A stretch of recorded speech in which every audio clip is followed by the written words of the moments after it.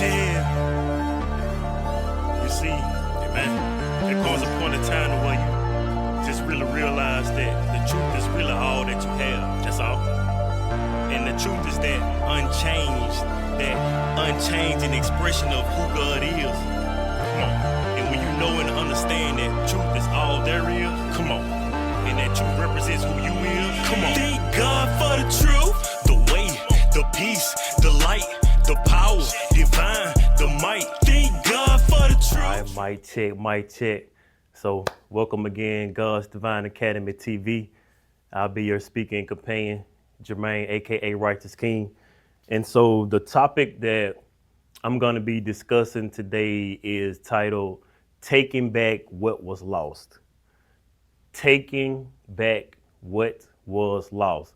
See, when God first created his kids, he gave us something. He gave us something that we were supposed to go on throughout eternity expressing and demonstrating. But during the times of the beginning of creation, we was tricked out of our ownership, our rulership, and we lost that. And so now is the time to take back what was lost. And so the scripture that I'm going to use for this particular topic is going to be Genesis 1 verse 26. And it says that then God said, let us make mankind in our image and in our likeness, so that they may rule over the fish in the sea, the birds in the sky, over the livestock and all the wild animals, and over all the creatures that move along the ground. That was the very first thing when God created his children, is that he gave us dominion over everything over the earth.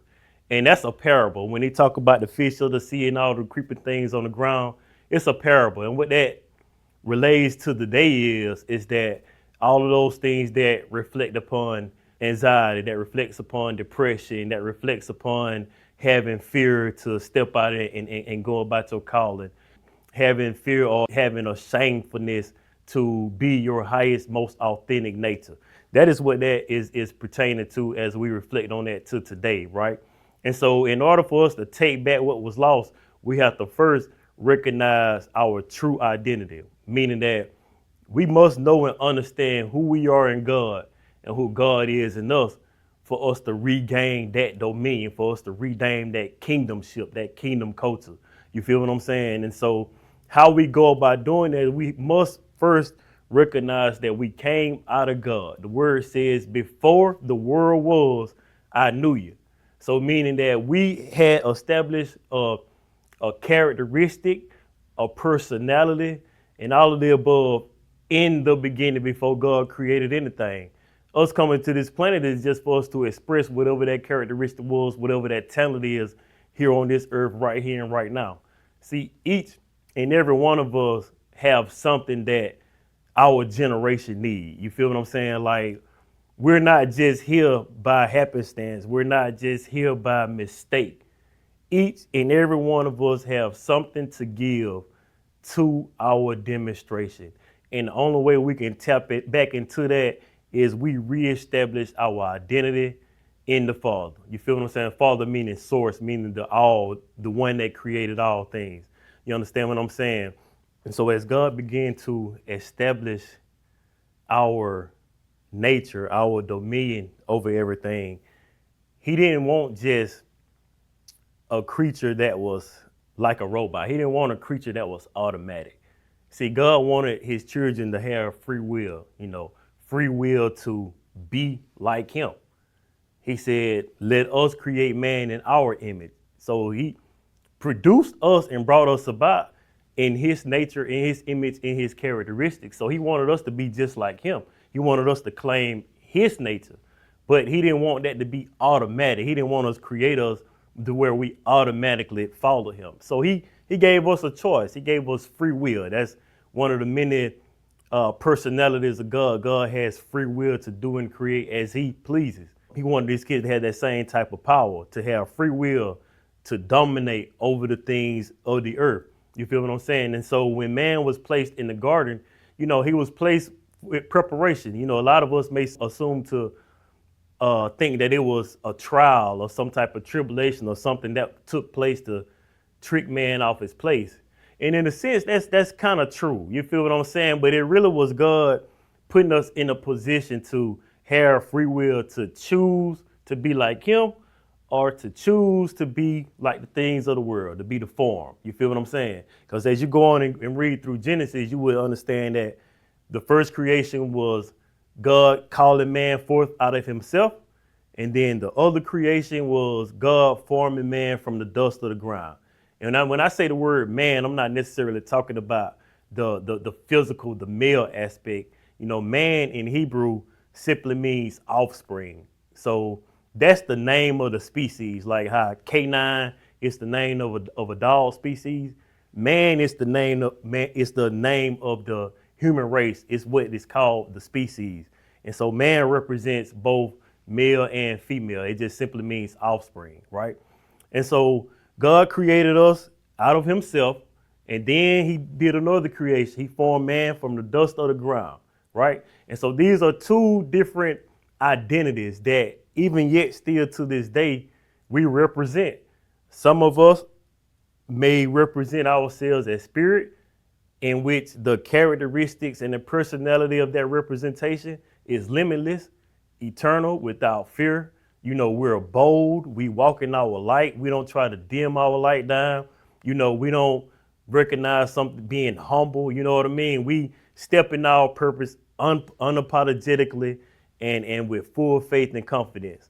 And then some of us represents the form identity, right? You feel what I'm saying? And that's basically centered around moving and operating in fear, you know, not quite understanding and know what you were created for and what you designed to do, and just kind of succumbing to the things of the world. You feel what I'm saying? Just kind of letting society mold and dictate who you are and what you should accomplish in this world, right? And so he gave us, he created both of these aspects, and he wanted us to have free will. You understand what I'm saying? And so one of the first things that happened was with the spirit man that was first created, God just said the only thing he gave him was, hey, be fruitful, multiply, dominate the earth. He didn't give him no other rules or nothing. He was completely free to move and do the things that he needed to do or was called to do. And God just said multiply, create, and be fruitful, right? Then he produced the form man, the one made out of the dust of the ground. You feel what I'm saying? And he placed them in the Garden of Eden. And he told the man, he said, look, I need for you to work. Or in other words, I need for you to become something. You see what I'm saying? And so the very first test that form man had was a test of his identity. See, when the serpent came unto the woman that was created for the man, unto Eve, he said, hey, look, if you want to be like God, then eat the fruit of the knowledge of good and evil. But what they didn't recognize was, or that what they didn't understand was that they was already like God. They was already created in God's image, but it was a test. It was something to just get man to show his free will. And so since man did not know who he was, he ate of the fruit. And at that very moment, that's when he lost his identity. That's when he lost his power. See, Adam didn't lose nothing else but his dominion. He didn't lose heaven. He didn't lose anything else but his dominion over circumstances, simply because he did not know he was already like God. He was already like his creator. You feel what I'm saying? And so one of the first things happened was after they both ate the fruit, the first thing happened is that they became ashamed. How many of us are still experiencing shamefulness? Shamefulness to be our true self, shamefulness to take chances, shamefulness to go against the grain, shamefulness to walk away from fear and say, hey, this is what I'm going to do because this is what I'm called to do. And how many of us still kind of just follow the lead? We kind of just follow what's going on. We kind of just really, you know, put ourselves in a predicament where we hide our light, where we hide our personality, where we hide our gifts. You understand what I'm saying? See, that shamefulness is the biggest hindrance to regaining your dominionship and also expressing your highest, most authentic nature.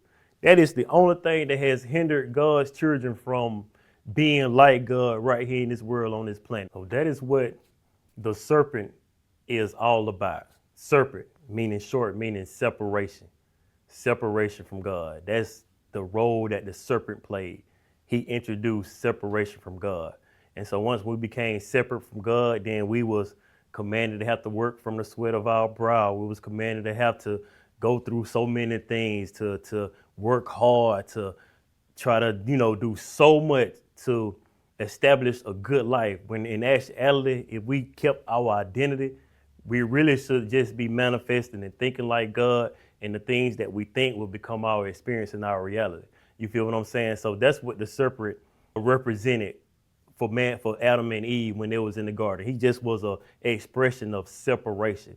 And so everything that happened from that point forward was a plan that God established to get his offspring, to get man, to get his kids back into alignment with him.